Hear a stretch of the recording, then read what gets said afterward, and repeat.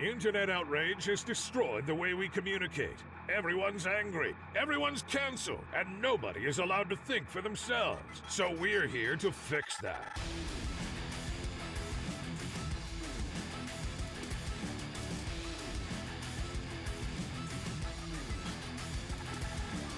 Welcome to Subtweet THIS. What's going on, everyone? My name is Gothix, and welcome back to another episode of Subtweet THIS. We have an amazing guest for you today. I reacted to one of his music videos. I plan on doing it more often. Topher, how are you doing, friend? Fantastic. That's I feel awesome. good. I woke up and I feel good. It's a great day to be a white supremacist. Just amazing. So I'm doing good. How's everybody else doing? We're doing good. We're doing good. And of course, we're joined back by our two lovely co-hosts. Go ahead and introduce yourself. What's up, everybody? It's Saul, co-host of this lovely show. Hey, it's I, Della, and I feel a little left out because everybody's wearing a hoodie and I'm not. So I feel like I need to put on a hoodie. You need to borrow one? I got you, bro. I'm not lacking at all. It's a big collection. Yeah. All right. But so it's great to have you on the show, Topher. Oh wait, I don't know. Wait, who's running? You're mad awkward, Della. What's going on? I don't know what I'm doing anymore. Might well go ahead and name him Creme de la Creme because Come on. He about to do this thing. You got every other name. That's a new one. Oh my God. Oh man. Okay. All right. Let's get down to business. The first part of the show is always a train wreck. I love it. All right, Topher. So I want to know, first question for you. How long have you been making music? And was this something that you always wanted to do? I've been making music for 20 years. So I started when I was Whoa. 10. Yeah.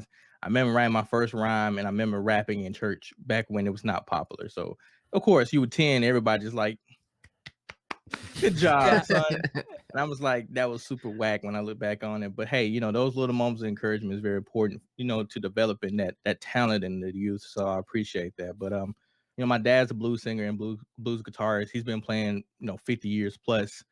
And so it's kind of been in my blood. And they try to make me play guitar, but I hated it. I actually played piano a little bit.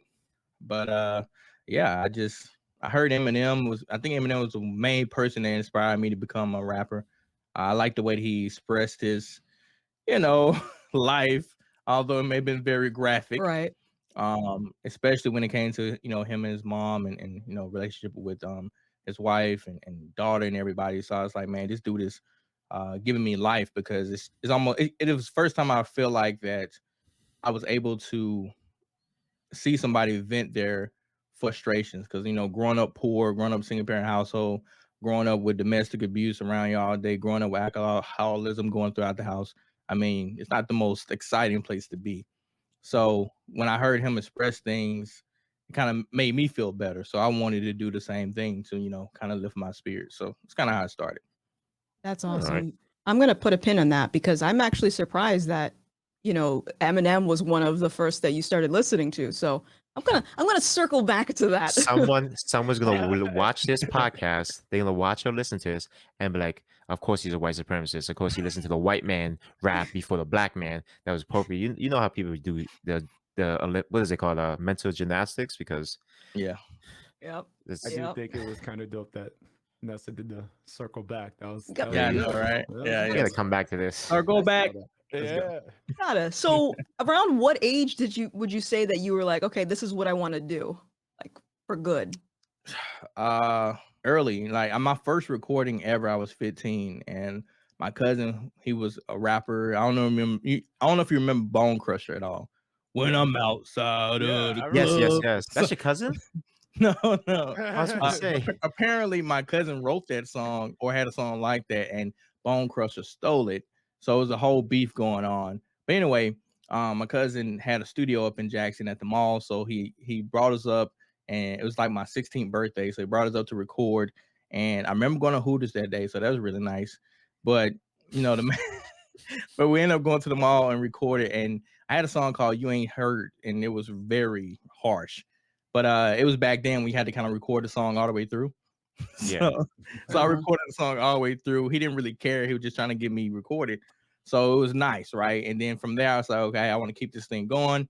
And eventually I started investing in my own equipment to do my own stuff to do it myself, because I realized that it's very expensive if you're going to a studio and having a professional engineer. So me and my buddy Mario, we decided to just start investing. And I think I was recording myself around 17, but it was in college that I was like, yeah, I got to do this for life.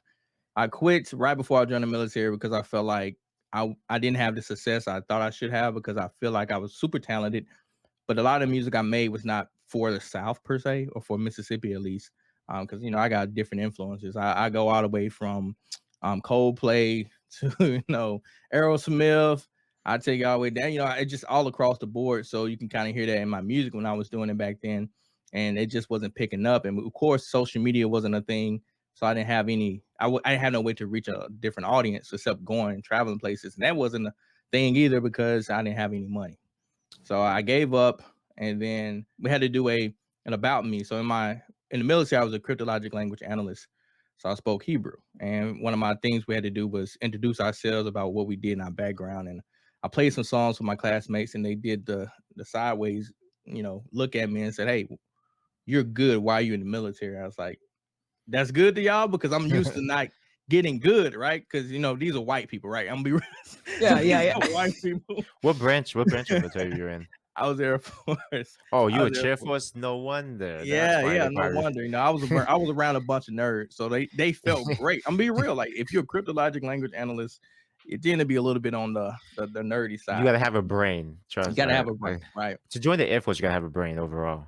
Is that I why was Army, you so wasn't in there? yeah. Yeah. Because you think I got a brain? Yeah, that's without a The doubt. fuck? Whoa! All right, Dale, don't put yourself down like that, man. Not while the Listen, military, I bro. did chemical warfare, so I guess I gotta have some kind of brain. Yeah. If you did that, I guess. But so we did that. And my teacher saw that, and she kind of encouraged me to pick it back up. So I was very reluctant, but we had a language a day, which we had to perform in our language for the audience. We invite the public to come in onto base. And so for Hebrew, they decided to do a song, and then they wanted me to rap because there are some Israeli rappers out there. So I ended up rapping in Hebrew. And that was the first time anybody ever rapped in their language anyway. But it was the first time I rapped in a long time, and I saw the crowd just get lit, but they didn't understand a word I was saying. I said, man, if I can move a crowd and they don't even know what I'm saying, imagine what I can do if I actually put my thoughts into it, my words into it. So I got back into it, and thank God I didn't give up. Well, thank God I picked it back up, because I did give up. So That's dope. Awesome. No, So I you're wanna fluent. ask- I want to You're ask real fluent quick. in Hebrew now, like because of like, are you? What other language are you like Nah, proficient in? that's it. I just knew Hebrew and Ebonics. Just I wanted to ask more about your inspiration with music, which is awesome because I'm a huge Eminem fan too, and what I really like is just how raw he is. You can just see the emotion within his music.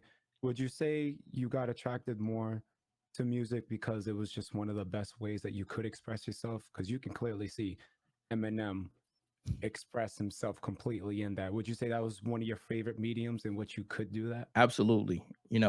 Once again, it's also something that I feel like you can do for free. You can write songs for free.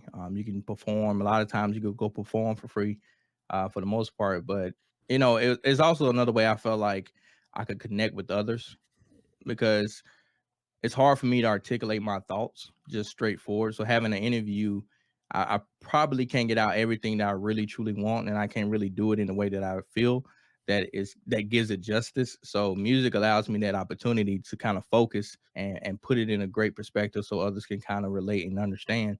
And that's what made The Patriot so amazing to me, is because that's what I did. I literally thought about others when I wrote that song and how everybody was feeling all the emotions leading up to the election and what we saw. And I said, hey, let me put this into a song, and it took off. So that's just one of the beauties of being an artist. Music is a universal language. So anytime I can reach people, like I said, I'm reaching people in Sweden and Scotland now, and just like they just like, what's up? And like, I love your music. And like, huh? Like, y'all even listen to y'all listen to hip That's hop like wild. that. That's wild. So yeah, it's been very encouraging and inspirational. I've had people now DM me at least twice a day, say their children love my songs and they are inspired to become rappers now. Like, That's it's just, awesome. I'm not just inspiring others and making things relatable to others, but also inspiring the next generation. So, whatever it is, whatever they end up being, hopefully, not some of these other people out here, but it'd be cool to have some young Tophers out there, some young, Marine rappers or something like that. But Bringing Yeah. about unity, which it Yeah. should be doing. Yeah. Yeah. That's a great song, by the way, I have to add. So you mentioned that a lot of kids listen to your music and it's inspiring them to be rappers. And it's interesting because as Black people, we must know that the number one career within Black culture seems to sometimes be rapping. And I get this impression that a lot of people are not as receptive to the type of rap that you do, whereas they give more attention to the hip hop that promotes gang violence or promiscuity and stuff like that. Um, why do you think that is? Why do you think like someone of your type of content isn't valued as much as what we've been used to? I believe hip hop has kind of always been that rebellious type of music. So when people listen to it, they don't expect to hear their parents, if that makes sense. Right. They don't expect to hear somebody telling them, hey, you should do good in school, right? You should Right. go, you should keep your job. You should not go around, sleep around because there's STDs out there. They don't want to hear that. They want to hear somebody that's going to give in, at least feed their lustful behaviors and those mysterious adventures that they want to go on. That's what they want to hear. And unfortunately, we see that in a lot of different things. So not just music. So movies, we have movies that feed that thirst. So it is what it is. But at the same time, it boils down to the parents and what you feed your kids. My mama could have stopped me from listening to Eminem, but she she didn't. Thank God, though. But she did prevent me from doing other things. Right? It's one thing to feed your kid Eminem and then let them just be free neely and run around do what they want. But my mom was like strict. I used to get mad at her. I was like, Mom, I'm a man. let me go to this dance. Let me go over here. It begins at 7. It be done at 9. Why won't you let me go? My mom won't let me go anywhere. But I look back and say I understand why. Especially with being a single parent, you don't have that help, and you just try to do the best you can to get them to high school until they get old enough and develop that accountability, that sense about themselves to know when something's dangerous for them and how or the impact of their decisions. So shout out to my mom. She raised the king, so I appreciate that. I would want to know, like, the music that you put out when you went the direction that you did you expect to have the kind of, like, effect on people that it would have, especially during the time of election? And did you expect to also have this whole backlash? So you had a positive effect on those who understood your message, and then you had the effect of people who were just saying, "Oh, you're Uncle Tom because you're rapping for this." You know what I'm saying? I'm sorry, I might be No, yeah, wording I, it I I wrongly. got you, bro. I'm filling in the blanks, man. That's what I do. Yeah. Uh, but no, I felt like I knew. Of course, I knew there's gonna be backlash, right? I'm pretty sure you guys get the same way. I know God thinks understands, but just speaking from a different perspective, or at least offering an alternative to what people have been bred, or at least not bred or conditioned to believe, is very rough. Cognitive dissonance is a thing, and people just can't give that up because once you tell somebody they're responsible for something, then they can no longer use I can't do something because of somebody else as an excuse. That means they got to put in hard work, and they don't want to just believe that the reason why Topher is successful is because I put in hard work. Like they don't want that. They want to believe Topher is successful because he's giving in to white supremacists and white acceptance. So that's why he's successful, not because he invested. He didn't go out partying. He invested thousands of dollars into his home equipment. He spent 1,000 hours on YouTube learning how to record, social media, and graphic design skills. So they don't want to hear that, right? That's not why Topher's successful. It's because of my acceptance that I get. But I knew something was gonna happen, but I won't say I knew the impact of the Patriot. Like I knew I wanted to kind of capture the feelings, but every time someone listens to that song, especially when it first was released, everyone kept commenting that they were in tears. Like I've written music, but I never had that type of reaction where everyone's like, I got chills. I mean, from male, female, didn't matter. Black, white, is that whoever heard the song was like, I got tears, I got chills. I don't even know what to say. Just thank you. that's when I finally realized, dang, I got some skills. I got the board good. Let me pat myself on the back. But because of that, I also I wanted to capture the times, and anything with marketing is always about what's going on, right? If you want to sell something and be really successful at it, then yeah, take advantage of the situations going on. So I won't say I knew that going forward, but yeah, I never expected it to hit #1 on Billboard. I mean, once again, I'm from Kilmichael, Mississippi. I didn't have that many followers. Most people knew me for political commentary anyway. Then when they found out I did music, which is kind of weird because Topher Town Music is my handle, and it's been my handle for the longest ever since I've been on social media. And everyone's like, "Wait, you do music?" I'm like, "Yeah."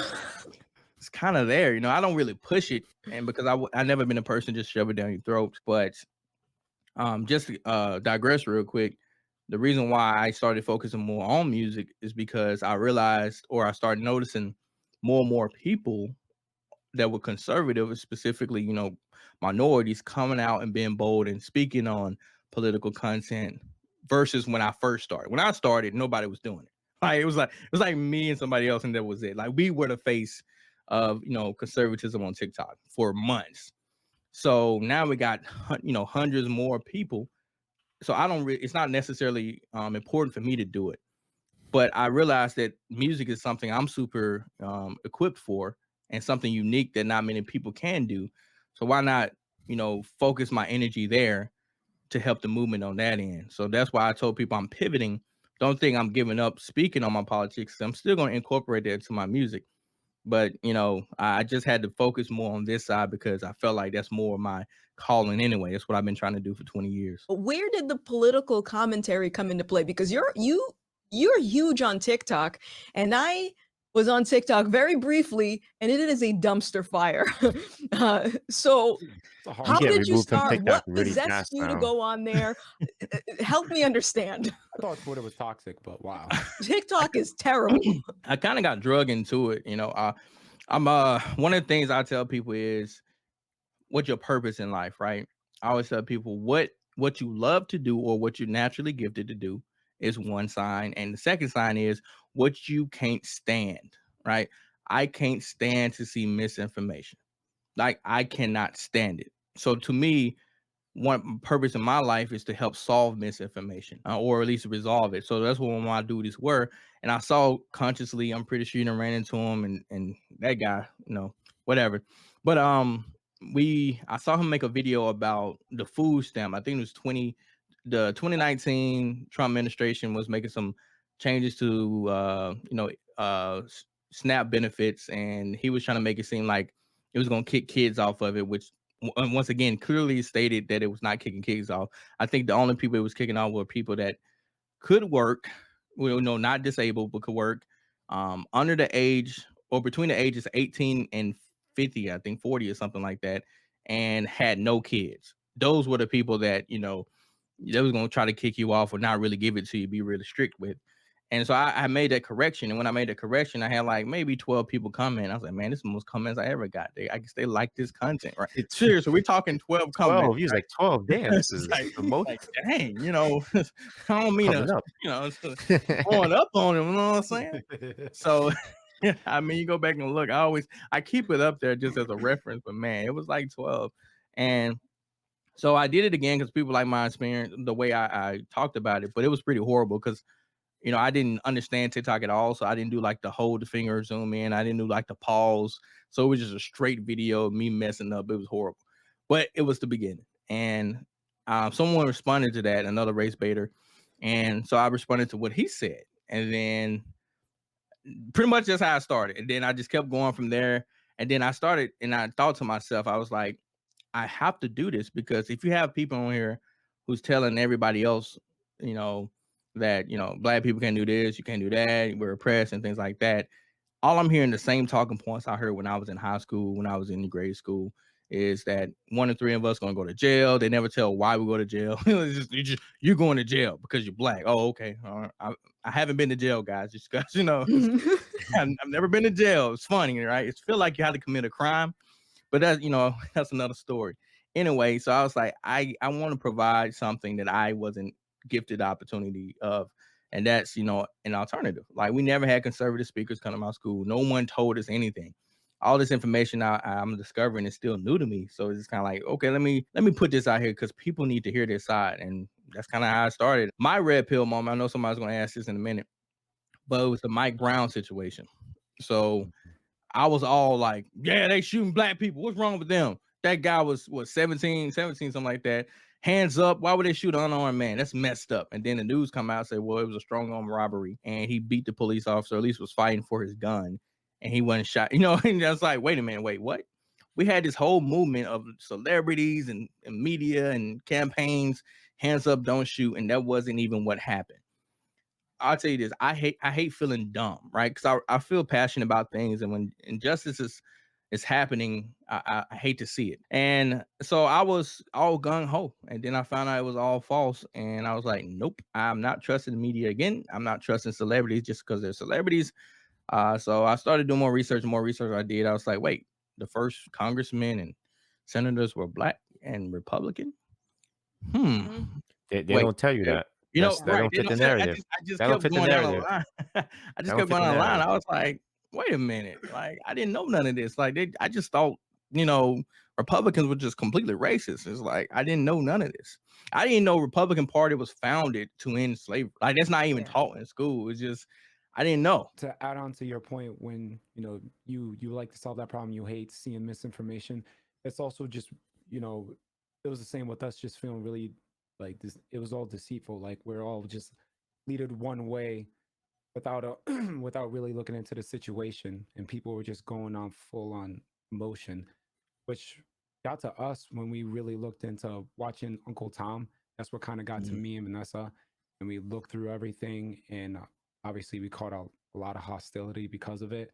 So that was more of our moment, and still now, even with this information that comes out with some shootings, and if it's blatantly on the other person, we had a guy that ran at a police officer with a knife, and people are still on his side, even though he ran towards a police officer. It's up to the point where the facts just don't matter anymore. People are just defaulted to believe white cop, black guy, no matter what happens, that white cop deserved it, and it's Yeah. sad.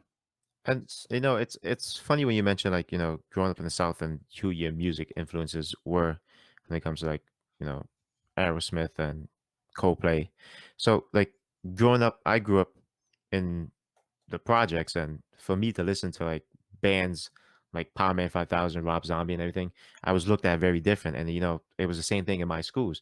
It's like 1 in 5 black, like 4 out of 5 black men end up in jail or incarcerated by the age of 21 and everything. So I was just like, damn, I don't want that to be me.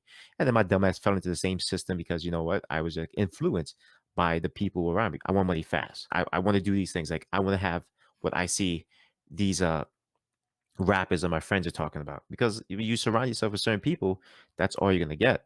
But then when I started hanging out with a different type of group, it was like, oh, you want to be white? It was like, no, I don't want to be white. These guys are Spanish, but yeah, but they listen to white people music. It's like, what is really white people music? It's like it's all the same. It's just like if you listen to rap music, it's talking about problems and struggles. Listen Tupac. Tupac, he spoke about his struggles. You listen to a band like System of a Down, it's talking about the government and how the government wants to oppress us. And that whole thing right there is like, what is really going on? Like, what's the truth? I've been anti-government for the longest. And when people hear that I don't vote, they say that I'm the reason black people can't prosper. And it's like, how is it my fault? I want to tackle off of that actually because, you know, I'm very critical about issues within Black America. Like there's high fatherless homes, high STD rates, there's a lot of problems. But what do you think it will take for people to actually say, okay, this is a problem. We need to acknowledge it. We need to fix it. It's not all the white man's fault. Like, what do you think needs to happen? Because I think that the stats alone should be enough of a wake up call. We have people like you that are, trying to infiltrate the culture. So, what else should we be doing? I always tell people, if you take care of your family, then take care of your neighbor or your friend, I mean, the world will be good, right? So it's like, Right. each one teach one type things. Like, so I've taken it to my own hands too to recognize when I can help someone immediately around me versus trying to help somebody way across the world, right? And the same thing with in any movement, right? George Floyd. There's plenty of George Floyds in like Chicago, but no one's marching for them because they don't get any clout for it. So they'll go all the way down there and march with George Floyd to be part of that movement and get all this clout. But they don't really care about people losing their life. They just care about the spotlight. And that's why I try to make sure that my true movement or my true motivation comes from the fact that I truly want to see change, not just because I want to do it for some clout chasing. But as far as that, I would say just being us being more visible and the people that's on the opposite side being more receptive or more cognitive of things, right? So when I say that is why hasn't the RNC or anybody that's really big Republicans really been pushing hip hop artists? I mean, you think about it, right? The only time they really reposted Bryson is when he did something called, Trump. Like it had to be a Trump song. It never Yeah. was something truly about calling out some of the bad behaviors we recognize within the communities or our culture, those type of things. It's only like political. So it's like you guys are missing out big time because hip hop is number one genre in America for a reason. And if you continue to ignore that, then the people that listen to hip hop are going to think that you don't like hip hop. So if you don't like hip hop, you don't like us type thing. And that's why I do what I do, because I want people to know no conservatism or the values that we have it's faceless, it's raceless, is anybody can do these type of things and create wealth, generational wealth, and break free from the cycle of poverty that many Black people are akin to. So it's like we can do this thing, and that's why I try to be transparent with what I do and how I do it, so people can follow my footsteps. And they're gonna question what I do anyway, regardless. It is what it is because they can't stand me. But I can't really force nobody to change their mind. If we could force or pass any law to legislate, hate or anything else, it would have been passed. but we can't, So all we can do is just try to be the best version of ourselves and try to help the next man. 100% agree with you. What you say to we got to teach. We got to start with our circles, and then our families and friends, and then hopefully they'll start spreading it, because it's like this person knows and the information carries on. Before we went live, you were talking about how AOC, she came out and she was saying that she kind of just blamed the like media coverage of like the border holding areas as it's white supremacy. And so, but like she did like a whole speech like saying like, oh, they use military tactics and words, like the insurgents and like and infiltration.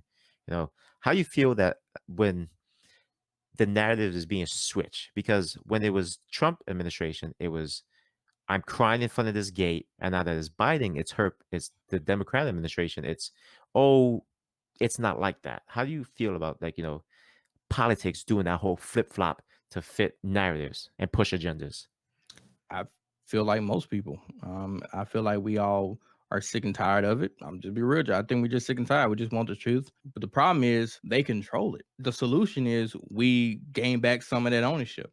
And the only way to gain back some of that ownership is by creating our own avenues, creating our own businesses, and just being, once again, the biggest marketing tool to any person is the warm market. So word of word. I mean, word of mouth. Word of mouth is the biggest tool out there. So we got to continue the conversation, like I said, between amongst each other, and just try to. I try to when things like that happen, I try my best to show.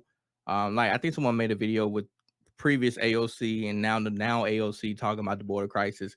So try to show people the difference in their behavior so they can kind of recognize it themselves. Because Sean King even admitted that there's been a very big silence, no outcrying about what's going on at the border versus when Trump was in office. So you have people like that from time to time that do kind of raise the question, but they don't really go too far, because once again, if you solve racism, or well, you won't ever solve it, but if you empower people individually and tell them they're not oppressed, or show them they're not oppressed, or how to overcome oppression, then those people lose their jobs. So they're not going to free you up too much. If you heal every patient, then the hospital cannot sustain itself, right? All they try to do is patch you up enough to where you can go back to work but come back so they can heal you and stay in operation. So the same thing with people like Sean King is they give you a little bit, but then they keep a lot back because they want you coming back for more and they don't want to lose their status, which is kind of sad. First of all, I don't think you should build your life off politics. I think that's just more of a modern thing anyway. Like, I don't think back in the day, way back in the 1800s, Abraham Lincoln was like, yep, I'm just a politician.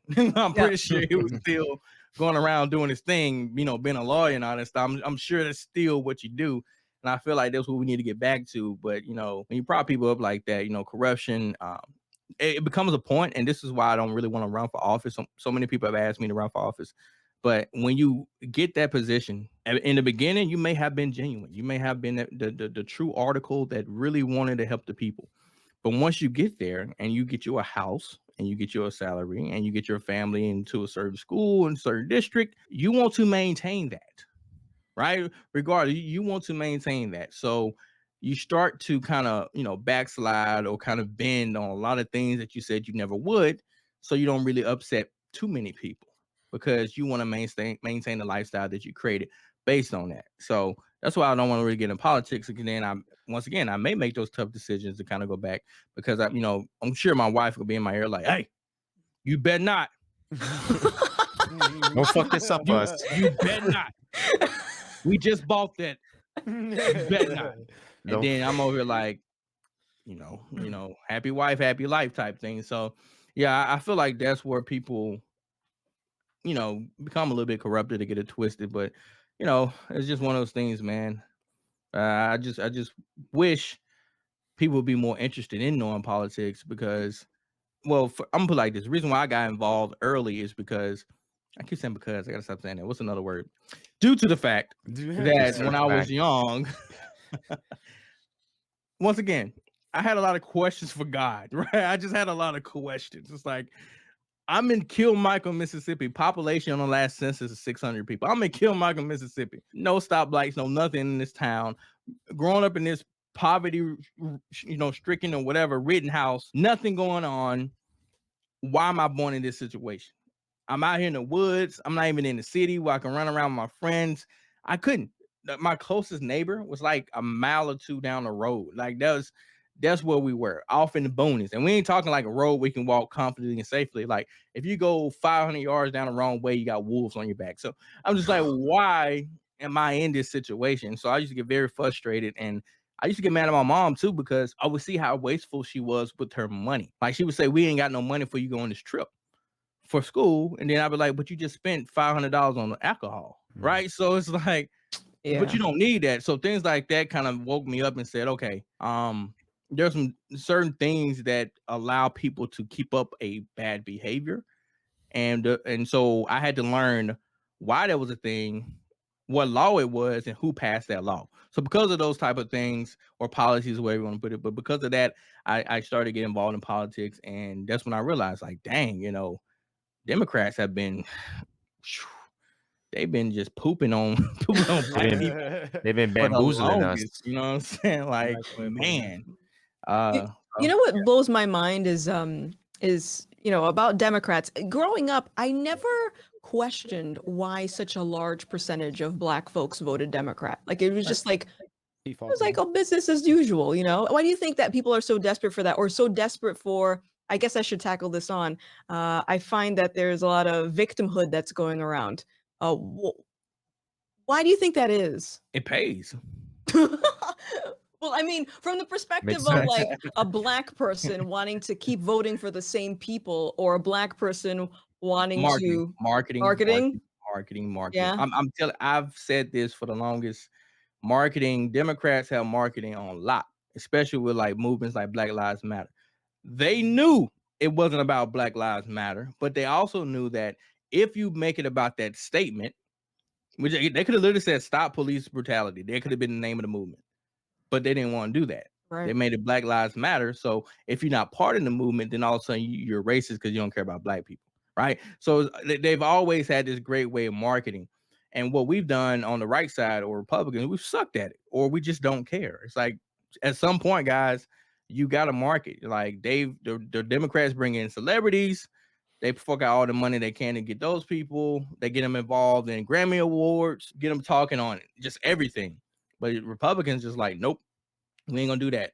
We're gonna have these big parties though that most people can't attend because it costs money. But regardless, it's just we got to do better, and that's why I feel like music is the easiest way to infiltrate. I feel like, but one of the most important. So I try to get the message out that way. But yeah, it's marketing.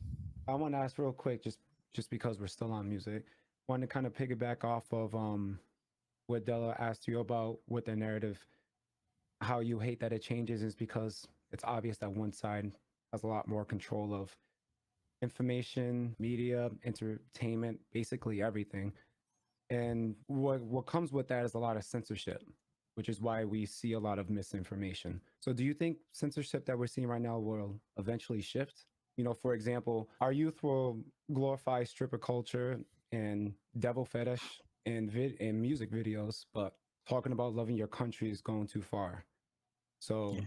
after what we've experienced with you, I know you said word of mouth is one of the ways that we can get in there. Music's a way to infiltrate, but now even you're being censored yourself. So do you think that there eventually will be a shift in that? Yeah, I'm very hopeful because once again, it's really okay. Let's think about this. Break this down numerically. All right. I think I forgot what it was, but conservatives are having kids at 1.5 times the rate as liberals or leftists. So we're actually gonna overpopulate them because one, we don't really believe in abortion like that, right? So that's one thing out the back. And then in traditional families and all those type of things, so we tend to have more kids. Especially we tend to be a little bit more religious, and of course, if you practice Catholicism, then you already know you're gonna have a whole baseball team. So because of this, we actually outpace them, and if we stay on core and we stick to who we are and don't give up, I feel like it's not that conservative. Conservatives have just been comfortable, right? It's not that if we would have been fighting back before now, like 10 years ago, we wouldn't be in this situation. But we've just been kind of like, oh, it's cool, and if it makes you happy, yeah, it's fine. I'm still do my thing. It'll never get that bad. A couple years later, my life still ain't that bad. So, cool. All right. And then now you came in, wear an American flag to school because it's considered, intimidation and hate. Wait, what? Um, yeah, in California, a kid really got in trouble for wearing an 'Cause American flag. So Yeah, because I think the school had a lot of like immigrants from Mexico or something like that, Hispanics or something like that. Well, I forgot what it was, but but he got in trouble for that because they considered hate speech. That's how bad we were getting in America. Oh, that's so what if you were to wear American flag shorts or a bikini, would that be considered hate speech? Depending where Or you are, man. intimidation Yeah, in California? We'll wear a bikini at school, depend but where you are. Because they'll think that once again, patriot itself is considered white supremacy all of a sudden. It's like, what are you talking about? Oh, Yeah, it's becoming there. Like everything that's it's not even the status quo because it's not even the status quo, but anything that's not aligning with what they believe is part of white supremacy. so having pride for your country, and Yeah, a lot of people immigrate over here because they want to build the American dream and have pride in this country. What did they change the word to now? What's the new word? Is there a new word? no, that I have no Because idea. it's just like, as I'm a vet, you're a vet. Um, was the military the best experience? Has its goods and bads. I'll listen. If you want to take a knee for the anthem, that's your prerogative. Listen, I'm not gonna tell you. I'm not gonna call you names. That's whatever. I'll salute. I'll do all that. But for you to say being a patriot is the new hate speech. So what word do these people want to come up with to show pride in your country, or do you just hate the country so much? If you hate the country so much, why don't you go to one of these other ones where it's a little more for you? yeah, I mean, if you notice, a lot of anti-American rhetoric is more mainstream than loving your country. Any you will have talk show hosts talk about how much America sucks, while they're a talk show host thriving off of living in America. and you'll hear all this type of rhetoric from celebrities, which is to me more damaging than anything. But it seems to be more of a trend too, and for people wanting to be cool, like, yeah, America sucks, it has all these issues, it has all that issues, and it's like, yeah, while you're thriving off living in America, capitalism sucks, all this happens, and then it's just like, yeah, you're using the iPhone right now, so that doesn't make any sense Listen, either to use on TikTok. So you're I hating the very things you're thriving off right now. I've said it before. Like, listen, America sucks at times, but we got too much freedom. We got way too much freedom to do the shit that they're getting away with. That's what's one of the problems. We give people way too much fucking freedom, and some of that shit need to come back. See, we gotta take some of that shit away because when you Want wake us up, back in chains, though. listen. You I gonna pick cotton later. Like, that's what's bro, gonna happen. If it, too much fucking you gonna freedom. be Too much picking freedom. cotton, they're still gonna call you racist. Like, Because just think of it. Only in this country you could still have hate groups like the KKK or neo Nazis. Only in this country you could sit there and say we have that. We could make hate groups and we can make uh Antifa. We can make all these little groups. We could do all these things. We could say all these things, and we could put our kids on hormone blockers at a young age. We could let our kids make a decision at the age of 10. We could we could do all this shit, but it's just never enough. We want much, much more. Like people come over here to escape what they don't have, and we're sitting here like, I think they just don't have a point of reference because I think, well, at least from my observation, a lot of people that are on this hate America train are younger, or Yeah. probably never left the country, Yep. are probably just very bored, always consumed with social media, their little echo chamber on their phone, and I think it's just that they just don't have anything to say. Okay, I actually have it good over here. People take that for granted. they should go visit like fucking Israel and North Korea and see how they fucking like it. Because is it South? Which one's the bad one? South? No, take them straight to where North. people are fleeing from. Take them over to Honduras. How about that? Ooh, there Let's you go. go. Let's go to Honduras. Let's go you right go. into the smack dab of this war on drugs that's going down. Or go right where cartels a taking lot over. of like immigrants from Mexico are trying to get away from. Just go over there and live over there. See why Yeah. they don't want to be there anymore. Yeah. I just don't get it. So, another observation I've been having recently. So, I'm not religious, I'm not an atheist, but I do I pay attention to stuff. I'm very observant. I'm like a fly on the wall. And I've been noticing a lot of anti God rhetoric, a lot of anti-Christianity rhetoric that's going along, coinciding with the anti-patriot rhetoric. It's weird to me because, and so will you explain this perfectly, because God is embedded into like this country was founded on it, right? It's like you pledge allegiance to the flag under God. It's like it's a part of this country, and I can't imagine going to a different country where their main religion, whatever it is, me demanding that they change it, because that's just there. That's just what it is. Are you seeing what I'm seeing? Am I right in my observation that it seems like there's a lot of animosity or towards that? Yeah. Yeah. It's it's been happening for a while now, and which is like you said, weird, right? Pastors are being locked up for having churches open. It's just stuff you got to start thinking about. It's like, really, America is locking up pastors? Like you said, it's built on Christian Orthodox Christianity and those values, and now you're talking about the very same people are being locked up. Like, if this doesn't raise questions or red flags in your mind, I don't know what will. But I also find it's a specific attack on that religion specifically. You don't see any anti-Muhammad messaging or anything going on, even though Muslims still agree that homophobia or same-sex marriage and everything else is it's a sin. But you don't see people attacking Islam. You don't see people doing it, even though overseas where they practice it, they've been hung and thrown off buildings. But I digress. But you don't see that type of rhetoric here in America, and I feel like this is a specific attack on Christianity, and it may just be by design. It may just be by default, because once again, it's part of the culture, it's part of the structure of what makes America great. I saw that they're taking away Easter eggs or something. They're changing it. Like it just recently came out. They are because Easter eggs are too they're trying to make it like something like neutral now. It's not no more Easter eggs because Easter is contributed with the respawn of Jesus or whatever. But they're changing it. It's being changed. I gotta find the article, but that is being changed. So, do you think? And if you remember, they took away.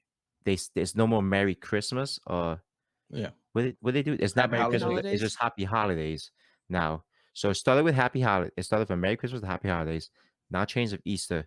What do you think is next? Because we got Good Friday coming up this Friday. Do you think it's gonna start going down the line with all Like Good like Saturday or something. yeah? No, I mean like they're gonna take away like a lot of like American American religion things like Ash Wednesday. Ash Wednesday. Are they gonna start changing that? Yeah. Nah.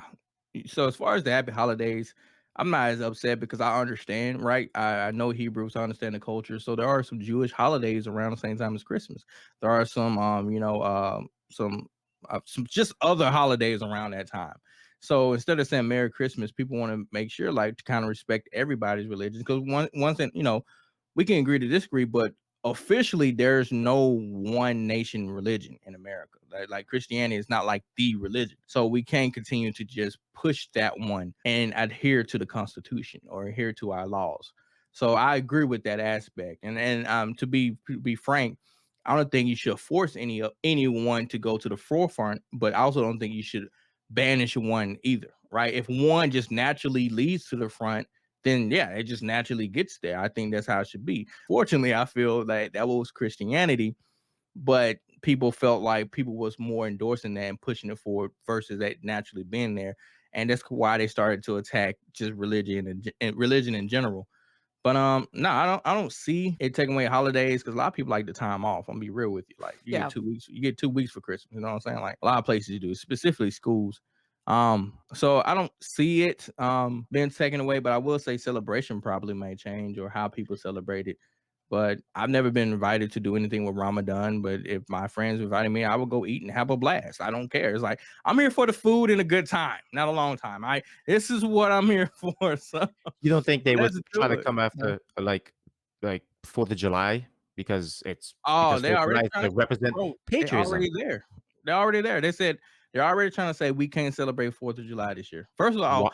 they did it last year. You don't remember Colin Kaepernick and everybody was protesting 4th of July because we wasn't free back then. So why are we celebrating 4th of July? So everybody was kind of like not trying to celebrate because they kind of painted it as part of white supremacy once again. So they keep painting the very foundation, even though the first person to own a slave for life was a black person in America. He sued for the rights to own a slave. Wow. But no one cares. It I was don't not fit the a narrative. white It don't man. fit the narrative. It was not a white man. And that's what makes me upset. So many people like, slavery and how we treat people, that's all white people. I'm like, bro, if you go to Africa right now, there's 9 million people in slavery. What are Yep. you talking about? It has nothing to do with the white man. Matter of fact, when we was brought over here, we were sold from slavery. Slavery is not something unique to colonialism. It's just not. It's been part of the world since the foundation. The stronger group conquers the smaller group because you need worker bees and nobody wants to be the worker bees. So you go get other people so they can work and you can chill and relax and enjoy the benefits of the labor. That's how it always has been. So when people bring this stuff up, I'm like, please stop the stupidity. If we don't have what is going to unite us if we have nothing to unite us? The flag unites us. The national anthem unites us. All these things. We take these moments to render respect to the people that died before us for all the greatness this country has done. And then when you take away that, then what do we have?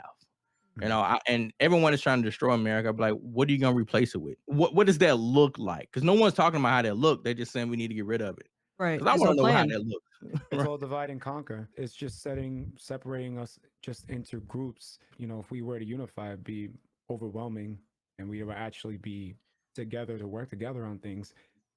One side does definitely work on identity politics a lot more, and they need things grouped. So people don't know what's really going on. At least in my opinion, the more ignorant people are when they keep labeling themselves, if they keep themselves in groups and not unifying, that's why we'll never be on the same page.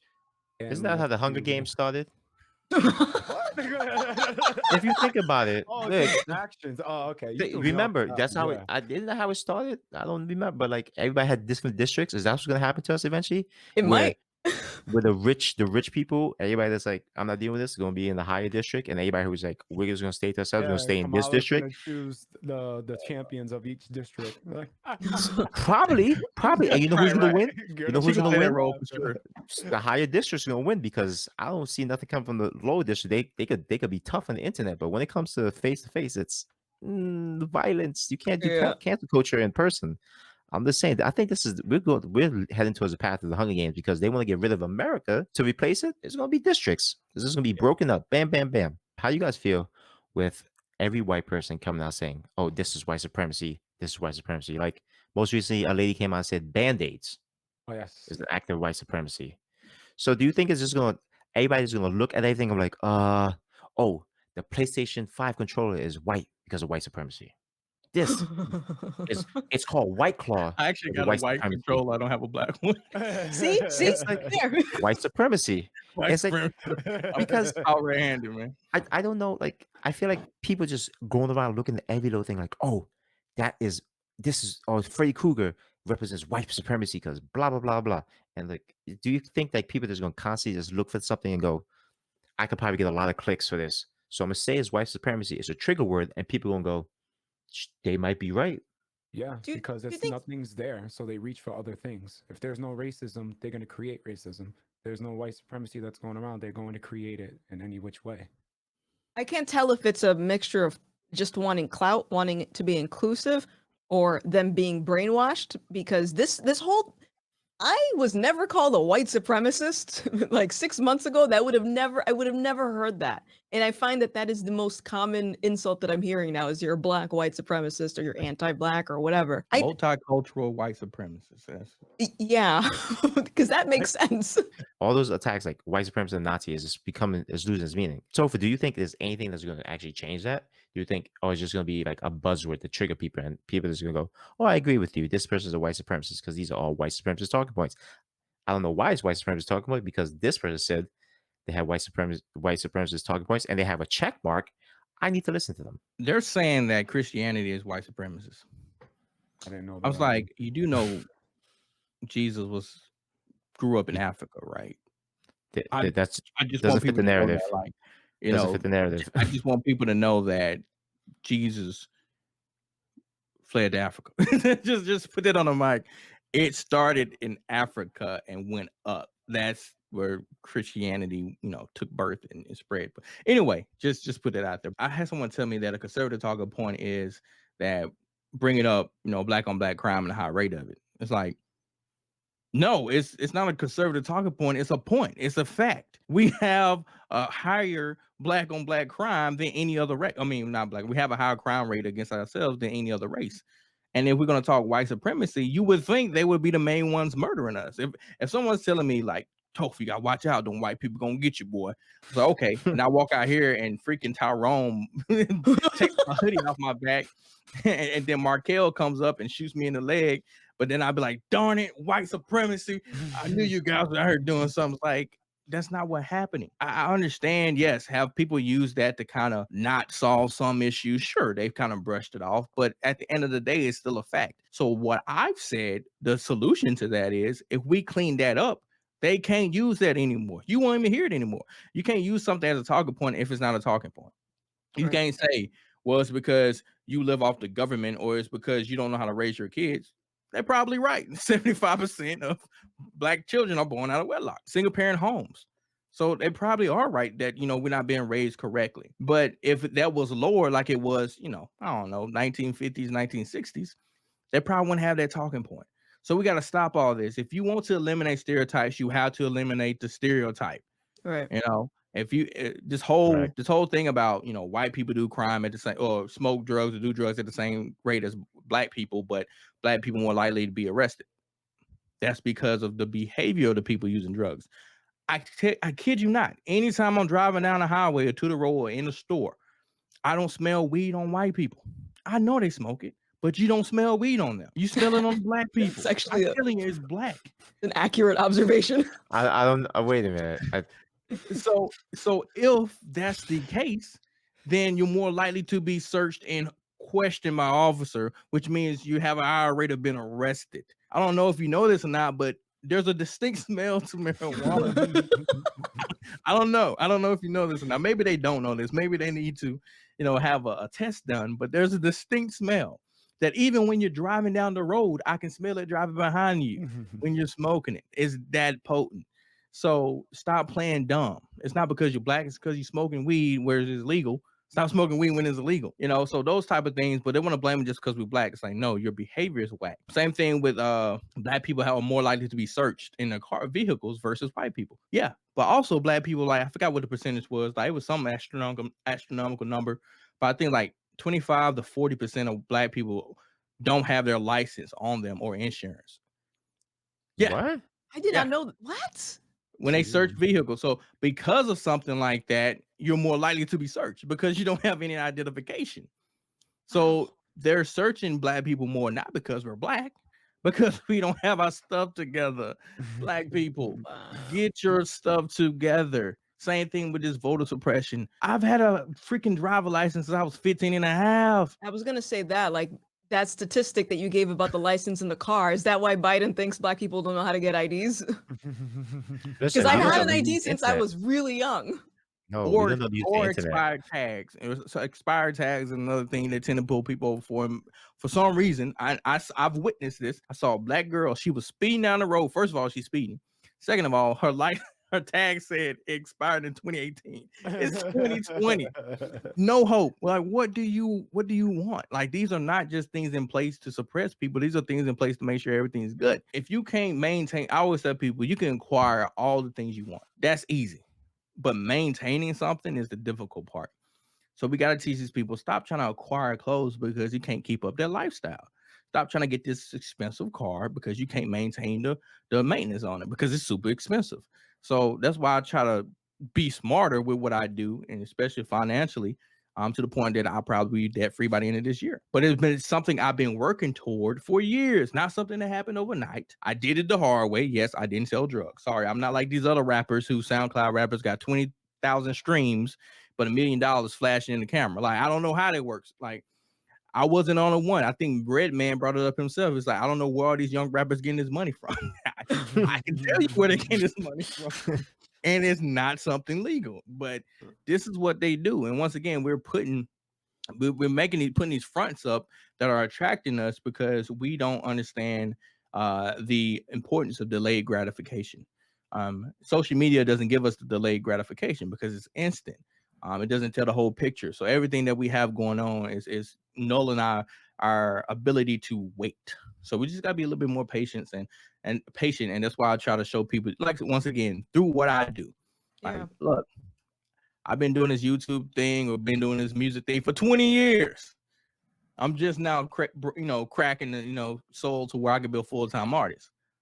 But that's what it takes sometimes. Or you may get lucky and you do a hit song like Old Town Road, and boom, it takes off. Even though you want to talk about horses, or you were talking about, well, I don't know, we'll get into that later. But yeah, there's a whole lot more that he was talking about. It's funny now that you're saying that, like, being patient and waiting. Like, there's this whole thing now with it's harder for black YouTubers to grow. Somebody said, I don't know where this number came from, but they said it takes 5 to 10 years for a black YouTuber to be successful. And I'm like, where did this fucking number come from? Like, that's not true, because if you look at like some of the old school black YouTubers, there's a lot of like Swoozy, Amaze Lucas, yourself, Gothic. Is like, once you put the work into it, you're gonna prosper. If you're not putting no work into it, if you're not promoting your shit, then who's gonna watch it? Like, YouTube, I know, bro. They have to say this once again. They can't be the problem. If they are the problem, then they have to face that reality. Right. No one wants to face that reality, so they'd rather just say it's because I'm black.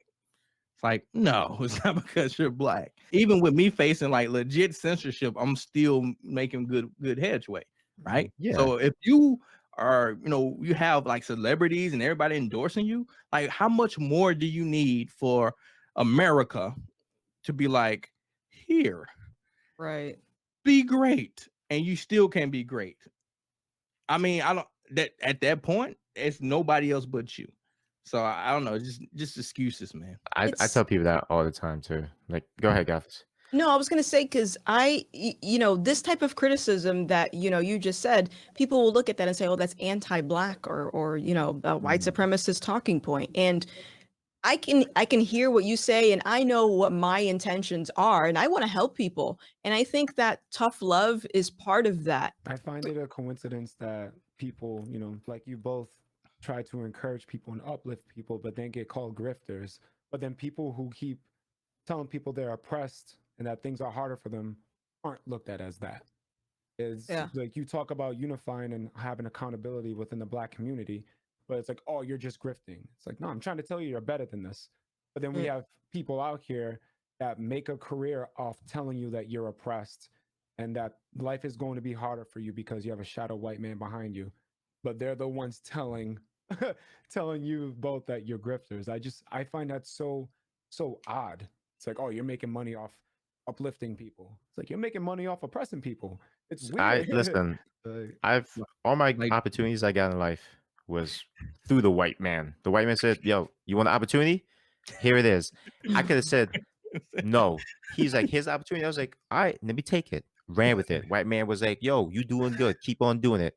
All right, white man, you gonna give me some more money? White man said, "Yeah," and I kept going and going and going. Just a mess. Yes. The white man didn't hold me down. The white man was trying to help me. He was like, "Yo, I heard your people are struggling, so let me give you a hand." Why is it that we can't constantly keep doing that with us? Like, yo, I got an opportunity. Let me show you how it got done. This is the steps I went through.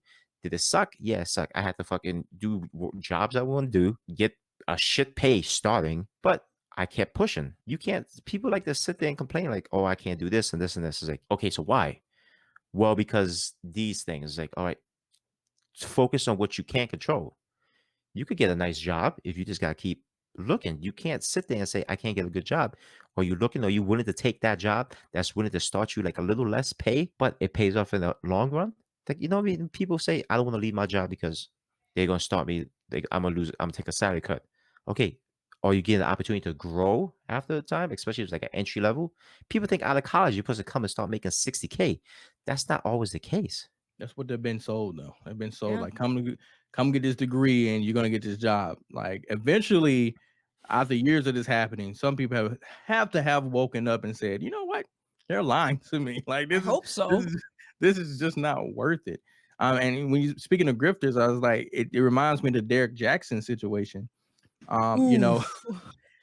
Confirmation bias is strong, and that's what he did. He just confirmed biases about men that were not true, or may have been extremely exaggerated, by default absolving the women of their own responsibility when it came to failed relationships. And once again, and now that the truth came out about what he was doing while doing saying one thing while doing another, and now all the women like, I can't believe it. So that's what's going to happen. People are going to keep doing this.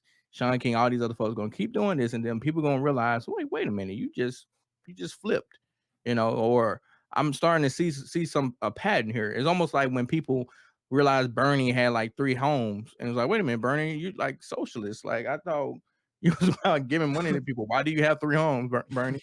So those are the type of things people are going to realize, and it'll get there. But the thing is, we got to be in place for when that happens. We kind of like, okay, I know you're in shock. I get that. Listen. I know you're in shock. But here's Candace Owens, Blackout. Here is Thomas Sowell, white redneck. These and are black white liberal. supremacist stuff. We don't want to read it.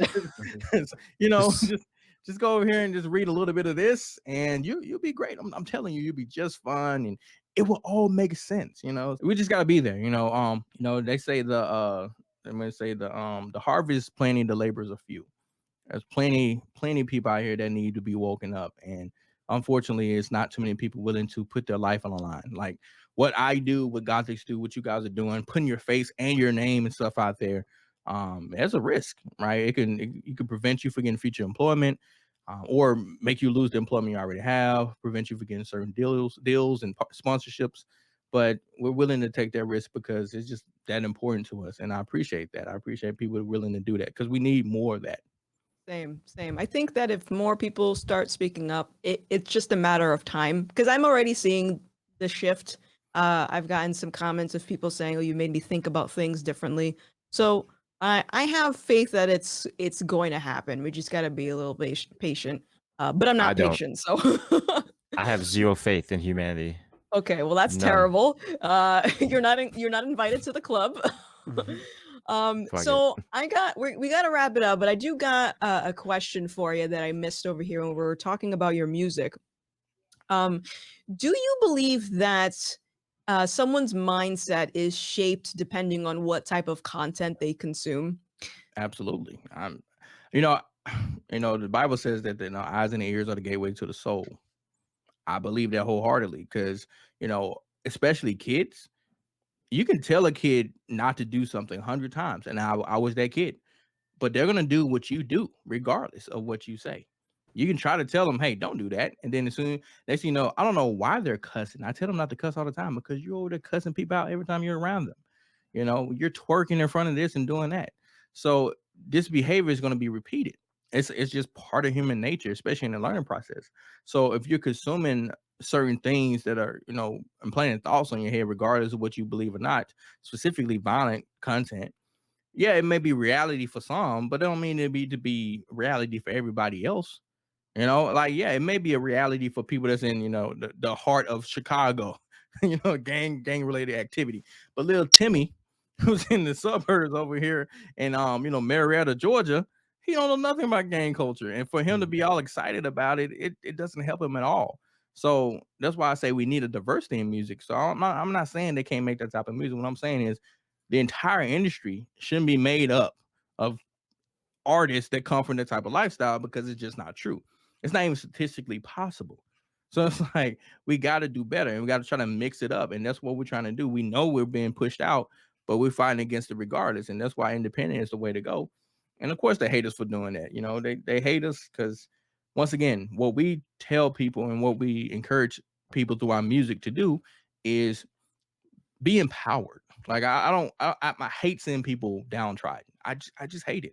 I don't want to see you homeless. I don't want to see you divorced. I don't want to see you having marital problems. I don't want to see you separated from your kids. I don't want to see you strung out on drugs. That's very sad for me to see. I want to see you living, having a good time, going out to those things you always wanted to do, and just take advantage of just every breath you have being on this earth. That's what I want to see, and that's why I try to put in my music. And a lot of the things I talk about encourages that, right? And I'm not just speaking from, just off the top of my head or out the side of my neck. I've been there. I've been the guy who was hard-headed or who worked at a movie theater, had 2 jobs, busting my tail, trying to take care of this, and I've been there. But now, because of me being a great steward of my finances and just being smart about what decisions and what sacrifices to make, whether that's with friends, I know I'm probably the most boring friend most people have. But when they need money, I'm the first one they call, right? They won't call me for a party because I'm gonna say no or something like that. It's like, well, what you doing? Well, I got this, I'm doing that. But when they need money or they need prayer or something like that, they know who to call. And that's, to me, shows that when it matters, conservatives are essential workers. Mm. He was Mic doing drop. that. Boom. I like that. Yeah. I like that. So All right. Okay. So we're gonna wrap it up. This has been an awesome discussion. Thank you so much, Topher, for joining us. Do you have any upcoming projects you're working on? Well, Space Force is gonna do I don't know, my group Space Force, comprises of the Marine rapper D Cure, me, we're all veterans, and we're all hip hop artists, and we decided to come up with Space Force back in 2018, before the actual Space Force was That's why I was confused. I was like, wait a great. minute. So just put it out there. Is he We were doing memeing this right now? before, it just so happened to be coincide with the same thing. But so we got a project that we're gonna probably put out here around June, beginning of June. I'm probably about to start doing some shows. I'm trying to find some venues. Some of the stuff I picked out is stupid expensive, and yeah, I'm just like, yeah, I ain't balling like that. Just give me like a tent outside or something like that. We'll start small. You make it work.